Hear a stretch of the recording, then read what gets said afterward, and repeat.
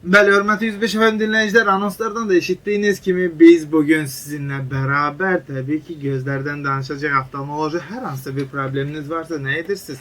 Bizə zəng edirsiniz və yaxud da yazırsınız. Hətta səsli mesajınızı belə göndərə bilərsiniz ki, biz canlı olaraq həmin suallarınızı cavablandıraq və təfərrüatlı tövsiyələrimizi sizdən əsirgəməyək. Hər zaman olduğu kimi doktorumuz artıq studiyadadır. Xoş gəlib, səfa gətirib. Necəsiniz? Təşəkkürlər, yaxşıyam. Mən hamını salamlayıram, bütün radyo dinləyiciləri və sizi və ümid edirəm ki, yaxın bir saat ərzində biz bizim radyo dinləyicilərə yararlı olacağıq və onlara yararlı məlumatlar verəcəyik. Bəli, siz ümid etməkdə olun, mən isə buna əminlik gətirim.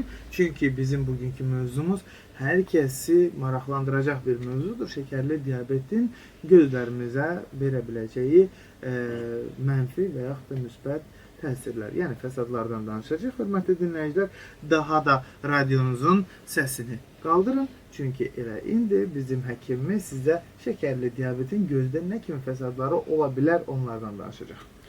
Ümumiyyətlə, çox mühüm bir mövzudur şəkərli diabet. Nəzərə alsaq ki, Dünya Səhiyyə Təşkilatı artıq şəkərli diabeti 2005-ci ildən proqnozlaşdırılan bu xəstəliyin yayılmasını epidemiya şəklində almasını qeyd edibdir və gələcəkdə bu xəstəliyin dünya əhalisinin hər 11-ci, 12-ci nəfərini yoluxacaq xəstəlik olması hətta belə proqnozlaşdırılmışdır. Ümumiyyətlə, şəkərli diabet, mən həmişə xəstələrimlə ünsiyyətdə olanda biz bu xəstələrlə çox məşğuluq və şəkərli diabetin göz dibi fəsadı ilə, onun müalicəsi ilə məşğuluq. Amma bu xəstələrlə həmişə həmsöhbət olanda qeyd edirik ki, şəkərli diabet bir xəstəlik yox, bir məcburi həyat tərzidir. Yəni, bu xəstəliklə uzun müddət fəsadsız yaşamaq olur, mümkündür. Amma vacib məqam onun düzgün menecmenti, yəni o xəstəliyin düzgün aparılması, düzgün müalicəsi və həyat tərzinin o xəstəliyə uyğunlaşdırılmasıdır. Ümumiyyətlə, nəzərə alsaq ki, biz elə bir hallarla bəzən rastlaşırıq ki, şəkər xəstəsi olmasını biz göz müayinəsi zamanı təyin edirik. Əslində, bu siz nə deməkdir? Bu deməkdir ki, şəkər xəstəsi ən azı 8-10 ildir şəkər xəstəsidir, amma bunun haqda xəbərsizdir. Və ona görə mən düşünürəm ki, ümumiyyətlə şəkərin ilk öncə biz göz fəsadlarından öncə şəkərli diabetin əlamətləri haqda, yəni şəkərli diabetin özünü nə cür büruzə verməsi haqda danışmalıyıq. Şəkərli diabetin ümumiyyətlə iki tipi var. Birinci və ikinci tip şəkərli diabet adlanır. Və hər iki halda insulin adlanan mədə-altı vəz tərəfindən ifraz olan qarmonun müəyyən çatışmamazlığından söhbət gedir.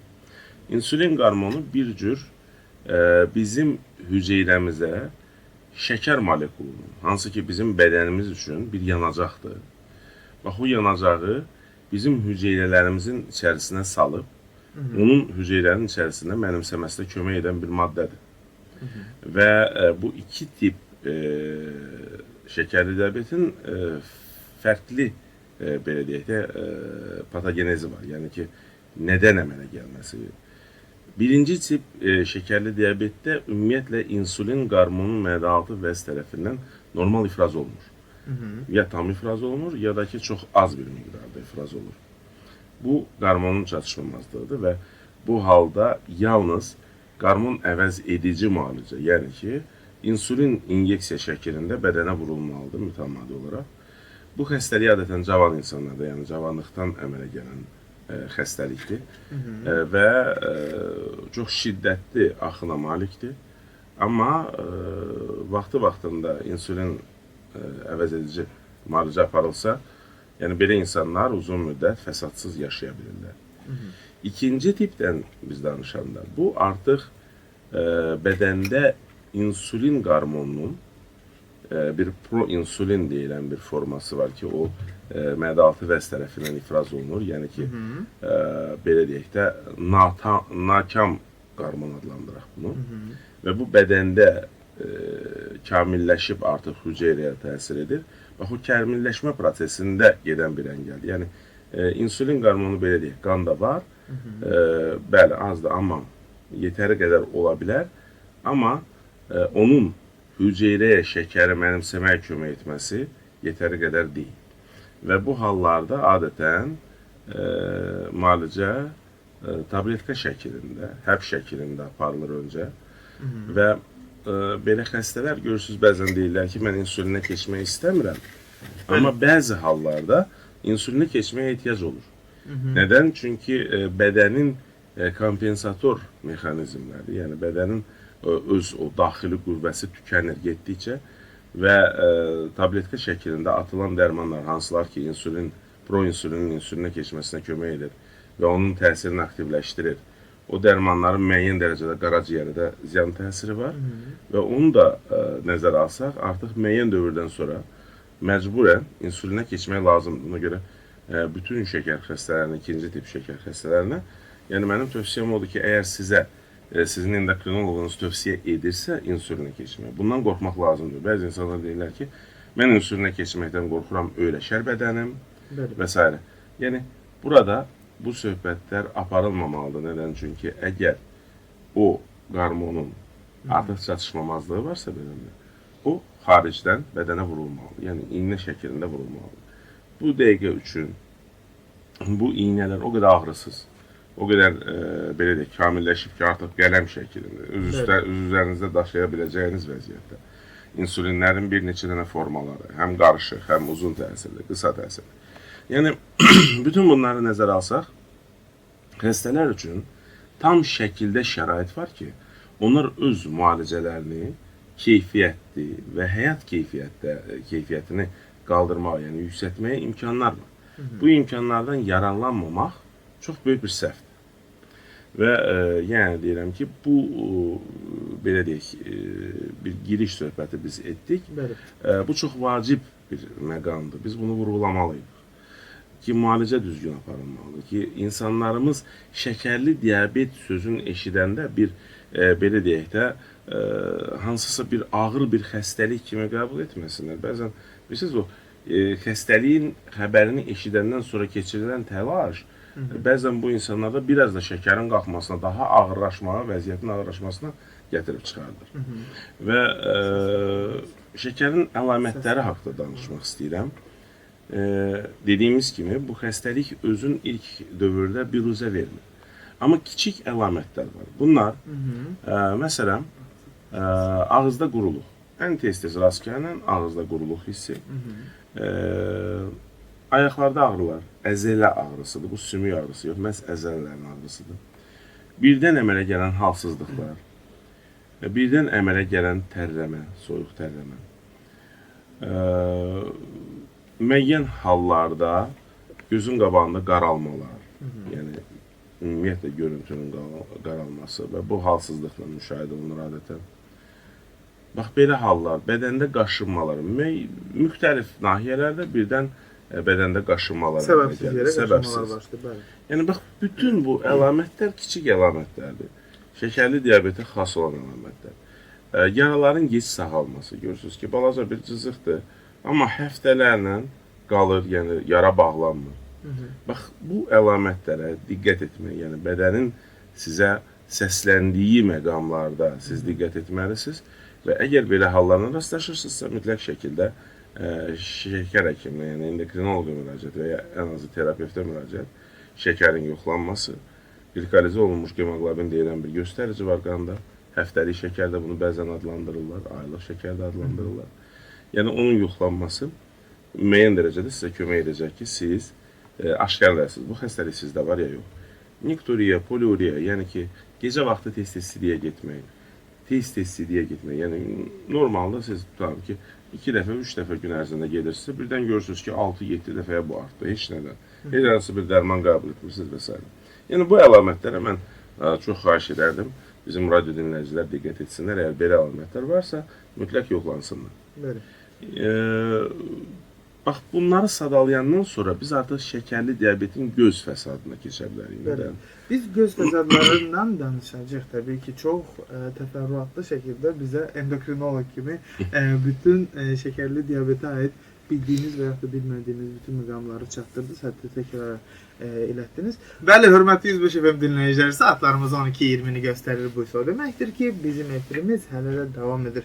Bəli, biz keçən efirlərimizdə danışmışdıq ki, endokrin xəstəliklərin ümumiyyətlə gözdəki fəsadları var və böyükdür, mənfiyə doğru.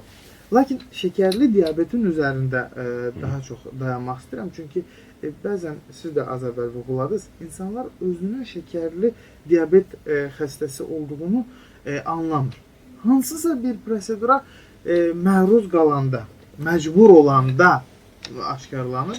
Çünki bu bizim belə deyək də özümüzü sevməməyimizdən irəli gəlir. Çünki heç vaxt gedib adi yerdən belə lazımsız saydığımız məqamda özümüzü yoxlatdırmırıq. O nöqteyi nəzərdən bu söhbəti biz davam etdirəcəyik, amma telefon xəttimizdə dinləyicimiz var, görək nə istəyir.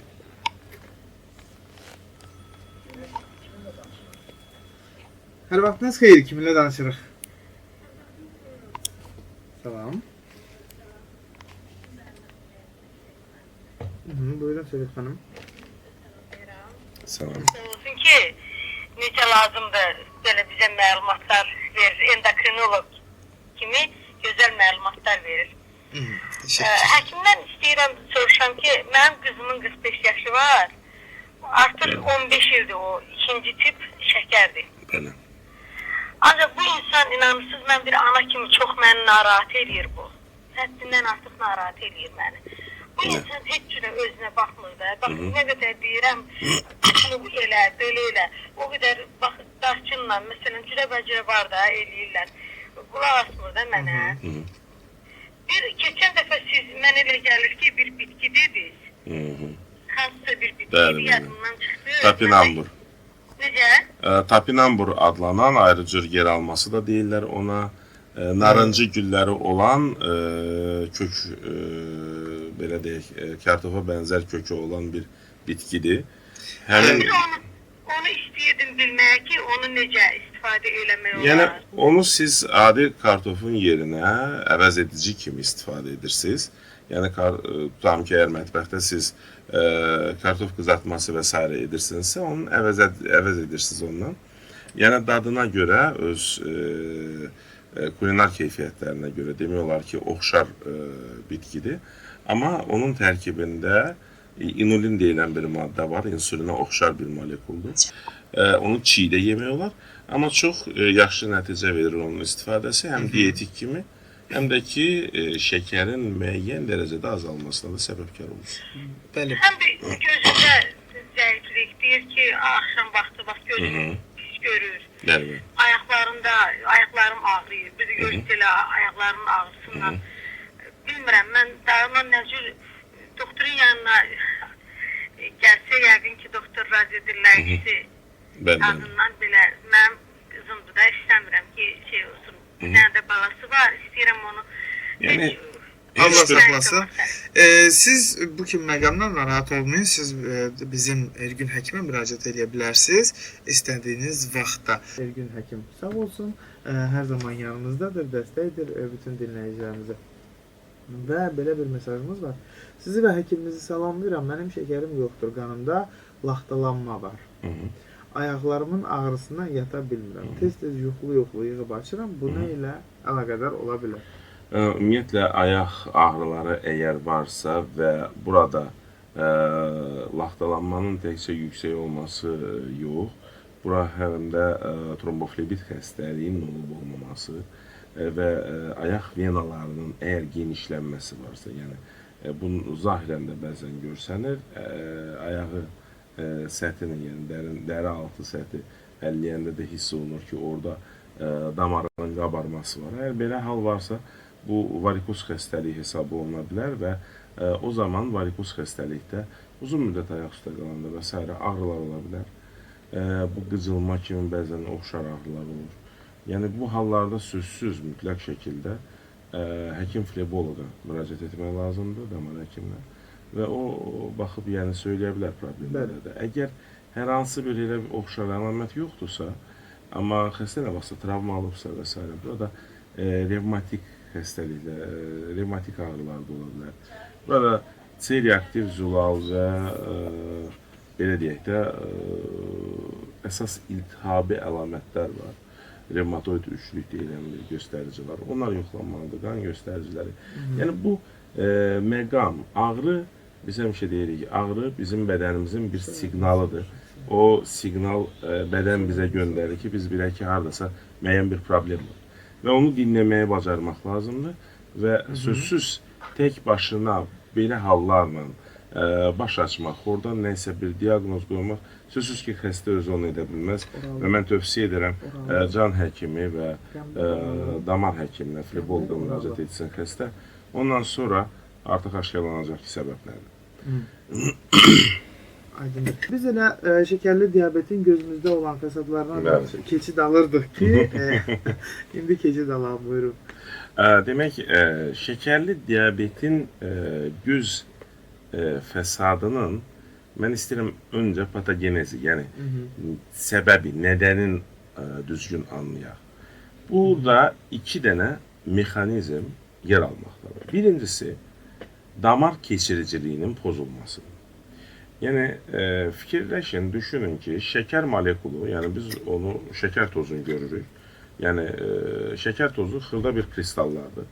Biz onu mayenin içində həll edirik. Tutam ki, səhər tezdən, səhər yeməkdir, şirin çay edirik və elə düşünürük ki, həmin şəkər molekulu həll oldu, yəni o kristallar əridi. Əslində, onlar ərimirlər, onlar daha kiçik parçalara bölünürlər. Bax, o kiçik parçalar genə də kristal şəklində qalır. Və uzun müddət damar divarında, damar içində, qanla birlikdə axan o şəkər parçaları istər-istəməz damar divarını getdikcə nazikləşdirir. Düşünün ki, su axarı ilə siz tutam ki, boruların içində qumu həll eləmişsiniz və qum buraxırsınız su ilə bir yerdə. İstər-istəməz o qum müəyyən dövrdən sonra boruların divarın neyəcək, nazikləşdirəcək, sürtəcək. Və onunla əlaqəli istər-istəməz, yəni damarın divarı nazikləşir və həmin borunun da divarı nazikləşib, müəyyən gün partlama baş verəcək nazikləşmə nəticəsində və artıq o su püskürüləcək ətrafa. Yəni, eyni bir hal baş verir damarla. Yəni, damarların içində o şəkərin uzun müddətli təsiri olur və damar divarı pozulur. Və bu da öz yerində qan axmalara və ikinci məqam, hansı ki vacibdir, qanın içərisində olan su fraksiyası, plazma adlanan, plazmanın ətraf toxumalara axmasına gətirib çıxardır. Bax, bu hal ödem adlanır, mayenin toxumalara yığılması və ödem torlu qışada bir ciddi problem yaradır. Məsələn, ondadır ki, plazmanın artıq şəkildə torlu qışa axması elektrik cəryanının, elektrik impulsunun normal şəkildə torlu qışadakı sinir toxumasından beyinə doğru keçməsini əngəlləyir. Bu da belə xəstələrdə görmənin dumanlaşmasına gətirib çıxardır. Bu birinci mexanizmdir, hansı ki var. İkinci mexanizm bu toxumalarda olan işemiyadır. İşemiya hər hansı bir toxumada qida çatışmamazlığı deməkdir. Biz bildiyimiz kimi bizim bədənimiz üçün əsas qida mənbəyi bu şəkərdir. Yəni, və şəkər bizim toxumalara məhz qan vasitəsilə, yəni qanda həll olaraq gəlib çatır, qida borusundan sorularaq. Və əgər insulin qarmonu çatışmamazlığı varsa, burada şəkər çatışmamazlığı yoxdur. Amma şəkərin mənimsəməyə kömək edən qarmon, yəni onu yandıran maddə, hüceyrələrə mənimsəməyə onu kömək edən maddə yoxdur və ya az miqdardadır. Bu halda şəkər başlayır toparlanmağa bizim qanımızda. O biri tərəfdən isə toxumalarda həmin o şəkərin çatışmamazlığı baş verir. Yəni, bizdə qida var, amma o qida bağlı qapının arxasındadır. Biz isə otaqda oturub ac qalmışıq, düzdürmü? Yəni toxumalar acdır və həmin o toxumaların ac qalması gətirib ona çıxardır ki, bədən özü bu halın həllini axtarır. Əgər həll tapılmırsa, yəni qida yetəri qədər çatmırsa, sözsüz ki, toxuma ölür. Əgər bədən həllini axtarırsa, bunun üçün də müəyyən mexanizmlər var bizim bədənimizdə. Ümumiyyətlə, bizim bədənimizin funksiyası, yəni fəaliyyət göstərməsi əvvəlcədən təkamül nəticəsində bizə qoyulmuş bir alqoritmlər, özünü sağaltmaq alqoritmləri üzəri gedir. Bəli. Məsələn, bunun üçün bizim bədənimizdə VEGF deyilən maddə var. Məntiq sadədir. Bizim bədənimizdə bu alqoritm belədir. Qida şəkərdir, şəkər qandadır, qan isə damardadır. Əgər şəkər çatışmırsa, demək ki, mən gərək damarın sayını artırım. Və damarın sayısının artırılması bizim bədənimizdəki hüceyrələr VEGF maddəsi ifraz etməklə əldə edir. Yəni ki, ac qalan toxuma başlayır aktiv şəkildə ətraf hüceyrə arası məsamələrə VEGF deyilən bir zülal molekulunu ifraz etməyə. Həmin VEGF monoklonal zülal adlanır. O maddə aktiv bir maddədir və toxumaya düşən kimi dərhal başlayır neovaskulərizasiya deyilən bir proses. Yəni yeni əmələ gələn damarlar başlayır baş verməyə. Yəni yeni damarlar əmələ gəlir. Həmin bu yeni damarlar həddindən artıq zərifdir. Amma onlar öz işini görürlər. Yəni onlar əlavə qan gətirirlər toxumaya doğru. Düzdür, bu məsələnin həlli olmur. Çünki yenə də insulin qarmonun çatışmamazlığı var. Yenə də toxuma ac qalır. Yenə də o maddə ifraz olunur və yenə də yeni damarlar əmələ gəlir. Və biz buna gülləyən neovaskulərizasiya deyirik. Bəzən şəkərli diabet xəstəsinin göz dibinə baxırsan və görürsən ki, damar ilgəyi o dərəcədə yeni əmələ gəlmiş damarlar yığılıb ki, bir cür bir çiçəyə oxşuyur. Çox belə şaxəli bir çiçəyə oxşuyur. Bu dərəcədə damarlanma baş verir. Bəs bu damarların problemi nədir? Bu damarların problemi, mən dediyim kimi, əngəli odur ki, onlar həddindən artıq çox qırılmağa, partlamağa meyillidir və belə insanlarda kiçik bir qan təzyiqinin qalxması qan sızmaya gətirib çıxardır və qan sızma nəticəsində görmə birdən itir. Bəli. Biz söhbətimizi davam etdirəcəyik. Belki telefon xəttimizdə dinləyicimiz var. Hər vaxtınız xeyir, kiminlə danışırıq? Xeyir olsun. Xahiş etsəm sizdən radionun səsini tamamilə alayım, biz sizə eşidək. Aha, buyurun. Alo. Bəli, buyurun, biz sizə eşidirik. Mən sizi salamlayıram, həşinin də Hər vaxtınız xeyir. Teşekkür ederim. Yer alması ilə lazımdır, şəkərlər məndə 1 kilo var. Sağ olsun, yer alması yetirmək. Həkimdən bir sual verməsin, mən nə yeməsim yaxşı ola bilərəm. Ümumiyyətlə biz şəkər xəstələrində karbohidratların, yəni şəkər molekulanın əsas mənbəyi olan karbohidratların az istifadəsini məsləhət bilirik. Bu kraxmalla zəngin olan hər hansı bir toxumlardır. Yer kökü. Ümumiyyətlə həmişə mən şəkər xəstələrinə belə bir tövsiyə edirəm də, yəni bir cəmləşmiş şəkildə. O bitki mənbələri ki, hansılar toxumdur, yəni ki, hansı ki torpağa düşdü, ondan yeni bitki əmələ gələcək. Onu yemək, ondan uzaq olmaq lazımdır, yemək məsləhət deyil.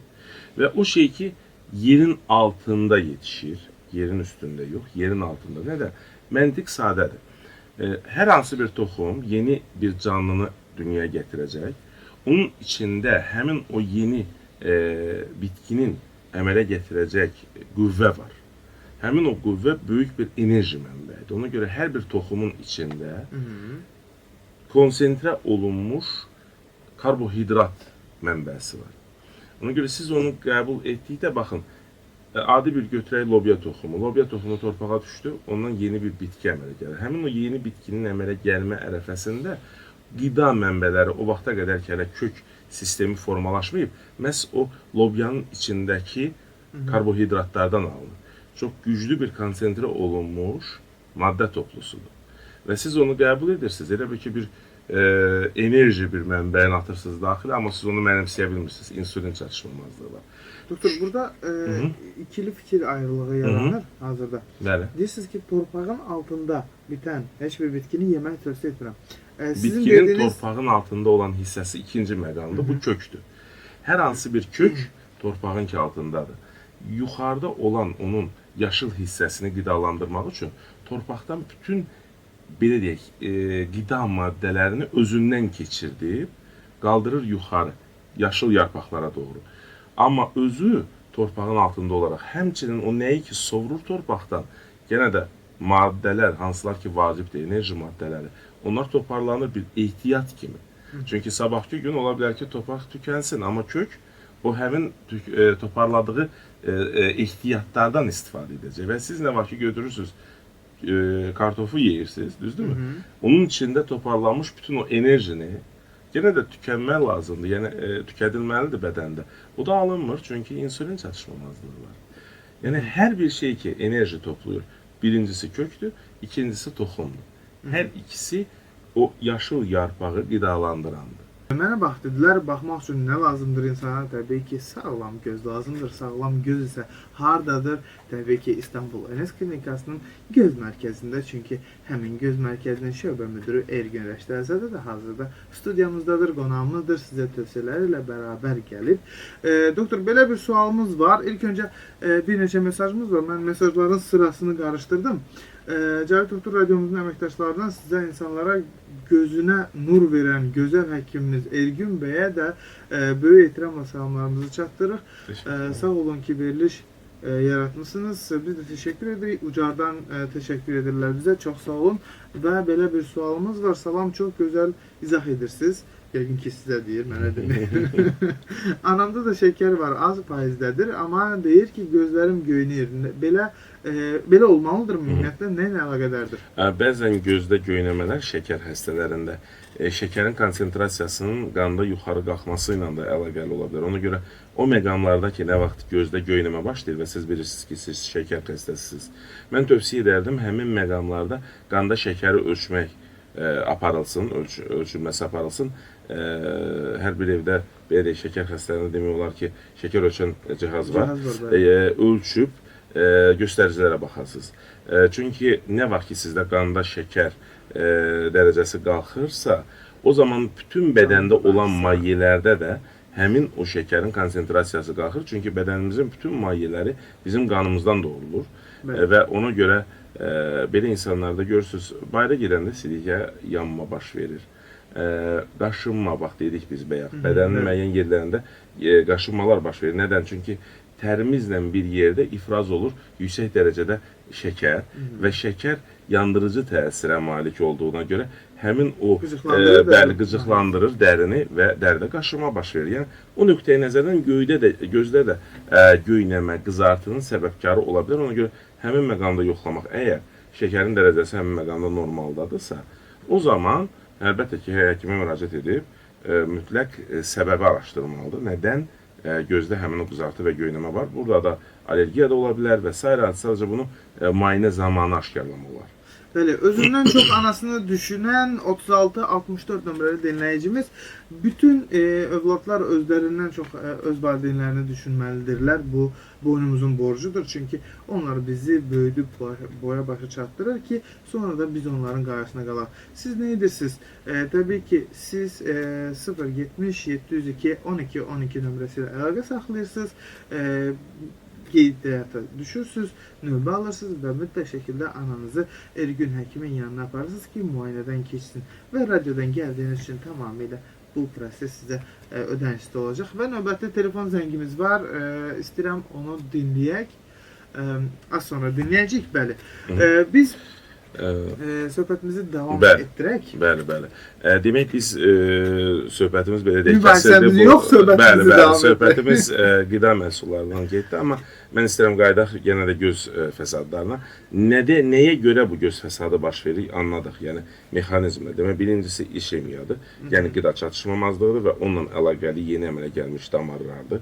Hansılar ki, partlayıb, qansızmaya səbəb olur. İkinci məqam isə damar divarının keçiriciliyinin artması və nazik nazikləşməsidir. Bax, hər iki məqama görə ilk öncə birinci məqam baş verir. Damar divarının nazikləşməsi, damar keçiriciliyinin artması və toxumalarda ödemin baş verməsi. Belə xəstələrdə görmə başlayır dumanlaşmağa və gözdə bəzən müsbət dərəcəli korreksiya. Yəni ki, siz normal əslində hər bir insan görməlidir, yaşlaşdıqca uzağı, yaxın pisləşməlidir. Amma bu insanlarda başlayır yaxında, uzaqda pisləşməyə və müsbət dərəcəli eynək taxmaq məcburiyyətində qalırlar. Müsbət 1, 1,5 eynək korreksiyası başlayır. Yəni siz bilirsiniz ki, siz şəkər xəstəsiniz, görməniz uzağa pisləşib, sizə eynək korreksiyası yazılıb müsbət dərəcədə, böyük ehtimalla sizdə torlu qışanın ödemi baş verə bilər. Ona görə mütləq şəkildə göz dibi müayinəsi. Ümumiyyətlə, bütün şəkər xəstələrinə tövsiyəm, əgər sizin şəkərli diabet stajınız, yəni ki, ilk öncə sizdə şəkər tapılan dövrdən 6 il, 8 il arası məsafə keçibsə, yəni o vaxt keçibsə, o zaman mütləq şəkildə ildə bir dəfə göz dibinin müayinəsi vacib məqamdır. Yəni siz göz həkiminə gedə bilərsiniz, sizin görmənizi yoxlaya bilərlər, göndərə bilərlər evə. Yox. Bəbək genəlməlidir, dərman tökülməlidir, bəbək genəlməlidir və gözün dibi retinoloq tərəfindən, mütəxəssis tərəfindən, kimin ki göz dibi ilə məşğul olmağa, yəni ixtisaslaşmışdır, bu sahədə puxtələşib, yəni elə müayinə aparılmalıdır. Buna retinoskopiya və ya fondoskopiya da deyilə bilər. Mütləq şəkildə o formada da aparıla bilər. Amma bu vacibdir. Və vacib məqamlardan biri ildə bir dəfə deyil, ən azı ildə bir dəfə. Çünki ildə bir dəfə deyəndə 2 ildən, 3 ildən bir gələcək. O məqamı da demək istəyirəm. Yəni, əgər stajınız 10 ili keçibsə, 10-11 il arasında, yəni artıq bu vaxtı siz açdınızsa, o zaman ildə 2 dəfə mütləq şəkildə. Çünki belə halda siz gözün dibinin fəsadını vaxtında aşkarlayacaqsınız. Bəli. Və fəsadları aşkarlamaq üçün biz buradayıq. Növbəti zəngimiz var. Eşidək.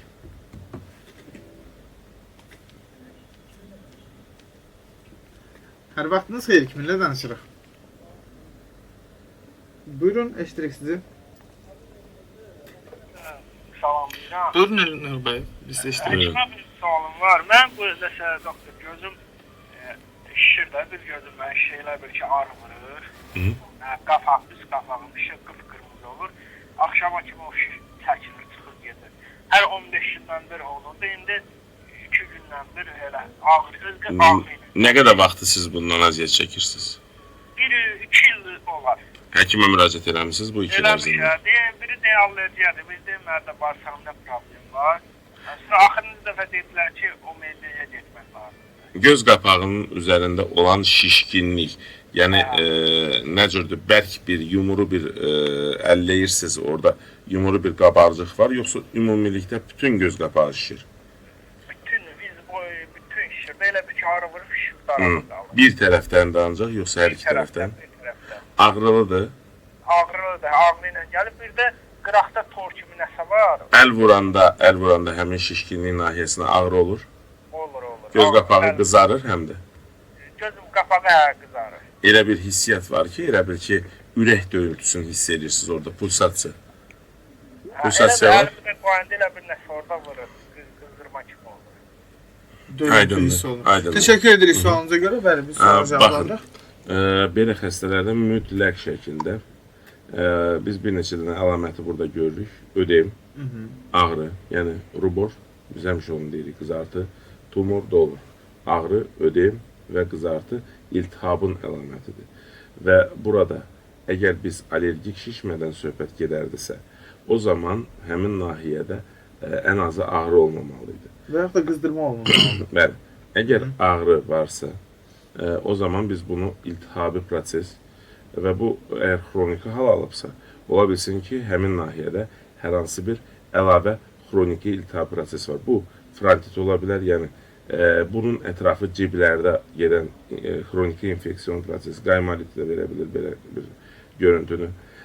Bundan başqa absses ola bilər.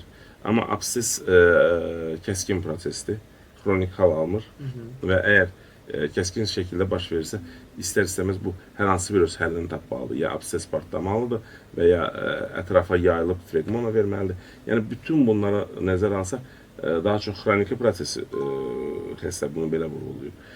O zaman mən məsləhət bilirəm, bir dənə tomoqrafiya olunsun bu xəstə və burun ətrafı ciblərə baxılsın. Əgər orada hər hansı bir dəyişikliklər varsa, öncə onlar müalicə olmalıdır, çünki onların verdiyi göz qapağına fəsad ola bilər bu. Əks halda mütləq şəkildə göz həkiminin müayinəsi və müayinə zamanı artıq müəyyən əlamətləri özümüz gərək müayinədən keçirdik. Çünki bəzən görürsünüz ki, məsələn, xəstə öz hissiyatlarını düzgün təsvir etmir və həkimi də çaşdıra bilər bu. Ona görə həkimin öz bilavasitə müayinəsi vacibdir. Bəli, mütləq şəkildə baxılmalıdır, görülməlidir. Həkim gözlə görüləndən sonra anatomik düzgün müayinə və diaqnoz qoya bilər. Və sonuncu mesajımızı oxuyuram. Bilirəm ki, mesajlar çoxdur və zənglərimiz də var. Əfsuslar olsun, vaxtımız yoxdur. Salam həkimlər, mənim sağ gözüm axşam düşən kimi içi qızarır, 2-3 saat sonra keçir. Bir də başımı yuyarkən, yəni saçlarımı yuyarkən gözlərimin içi qızarır. Səbəbini deyə bilərsinizmi?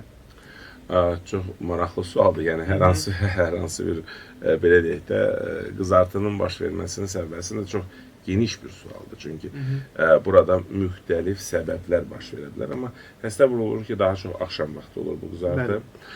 İkinci məqam gözü, yəni hamama girdikdə, gözü yuduqdan sonra, əslində yəni çimdikdən sonra tutan ki, bir şey bilməliyik ki, suyun tərkibində xüsusi qatqılar vurulur ki, suyun içərisində yolxucu infeksiyaları öldürmək üçün, bakteriyaları öldürmək üçün. Həmin kimyasal maddələr qıcıqlandırıcı təsir malikdir. Yəni bu xlor tərkibli maddələrdir və s. Bəzi hallarda nə vaxt ki, göz özü həssasdır, yəni bu individual həssaslıq da ola bilər, o gözdə qızartıya səbəbkar ola bilər. Bəzi hallarda yuyucu vasitələrə, yəni şampunlardır və s. onların da təsiri ola bilər. Yəni bu individual həssaslıqdan söhbət gedir. İkinci məqam, axşam vaxtı daha çox qızartının əmələ gəlməsi. Burada vacibdir insanın gün ərzində hansı işləri yerinə yetirməyi bilmək. Çünki ola bilsin ki, məsələn, gözü yükə salır, yəni çox işləyir və s. Gözün səthi quruyur. Göz qırpımlarının sayı, məsələn, belə diqqətlə hər hansı bir zihni işlə məşğul olan insanlar, mütaliə edən insanlar, yəni onların gözlərində qızartıların axşam vaxtı daha çox olması müşahidə olunur. Bəzi hallarda qlaukom xəstələrində, qara su xəstələrində axşam vaxtı, nə vaxt ki, işığın miqdarı azdır, bəbək o vaxtı daha çox gen olur, çünki daha çox işıq gözə istəyir, mənimsənsin göz tərəfindən və bəbəyin genəlməsi göz daxili təzyiqin qalxmasına səbəbkar ola bilər. Çünki gözün bucağı deyilən bir, ön kameranın bucağı deyilən bir nahiyə var, hardan ki, gözümüzün mahiyyəsi axıb gedir. Göz bəbəyi genələrək güzeyli qışamız gedib həmin nahiyəni müəyyən dərəcədə əngəllədir, suyun axarını əngəllədir və göz daxili təzyiq qalxır və bu da qızartıya və ağrılara səbəbkar ola bilər. Mənim fikrimcə belə xəstələr, baxmayaraq ki, biz qızartıya barmaq arası baxırıq, yəni gözüm qızardı, keçdi, getdi və əgər bu hal tez-tez hal əmələ gəlirsə, baş verirsə, mənim tövsiyəm hər halda yoxlamadan keçməkdir və mənim fikrimcə bu ən düzgün və ən gözəl seçim olar. Bunu etmək. Bəli. Və təbii ki, hər zaman olduğu kimi bizim mövzumuz sonlana bilmir. Bəli, bəli. Artıq aylardır ki, biz bəlli mövzular ətrafında söhbət edirik, amma heç zaman onu sonlandıra bilmirik. Tamamilə doğrudur. Ona görə də biz keçən efir endokrin xəstəliklərdən danışdıq. Bu efir dedim ki, şəkərdən danışaq, o da endokrin xəstəlikdir. Yenə də bunu sonlandıra bilmədik. Növbəti efirlərdə mütləq şəkildə biz bu mövzulara yenidən qayıdacağıq. Çünki göz kiçik bir orqanımız olsa da böyük bir dünyanı bizə bəxş edilir. Bütün şəkərli diabet xəstələrinə tövsiyəm bu ən azı, əgər hər gün siz şəkərinizi ölçə bilmirsinizsə, ən azı həftədə 3 dəfə şəkərinizi ölçəsiniz. Şəkərinizi ölçdükdə mütləq şəkildə bir qayda səhərlər ölçürsünüzsə şəkəri, axşamlarda bəzən ölçün, yemək yeməmişdən qabaq, axşam yeməyindən öncə. Ən azı ayda bir dəfə glikalize olmuş hemoglobin deyilən bir göstəricisini yoxlayın. Bu aylıq şəkər adlanan bir göstəricidir. Əgər sizin şəkər stajınız 6-7 ildən artıqdırsa, siz ildə bir dəfə sidikdə şəkərin dərəcəsini, rezolalın dərəcəsini yoxlamalısınız. Əgər 10 ili keçmişsinizsə, mütləq şəkildə ildə 4 dəfə olmaqla, yəni hər 3 aydan bir sidiyinizdə şəkərin və zulalın konsentrasiyasını yoxlayın. Göz dibi müayinəsi haqqında biz danışdıq. Yəni 5-6 il stajı keçiribsə şəkərli diabetin mütləq şəkildə ildə bir dəfə, 10 il artıq siz şəkər xəstəsizsə və ondan artıq dövr xəstəsizsə mütləq şəkildə ildə 2 dəfə göz dibi müayinəsi aparılmalıdır. Bu bir qayda olaraq olunmalıdır. Bəli. Və siz əgər ayaqlarınızda keymələr olursa, cimcimələr olursa, mütləq şəkildə damar həkimi tərəfindən müayinələrdən keçməlidir. Yəni mütəmadi olaraq şəkərli diabet xəstələri gərək bax bu mütəxəssislərlə təmasda olsunlar. Endokrinoloqunuzla isə mütəmadi olaraq təmasda olmalısınız. Şəkər konsentrasiyası 180 dərəcəyə qədər, yəni 180-ə qədər çalışmalısınız gün ərzində şəkərinizi saxlayasınız.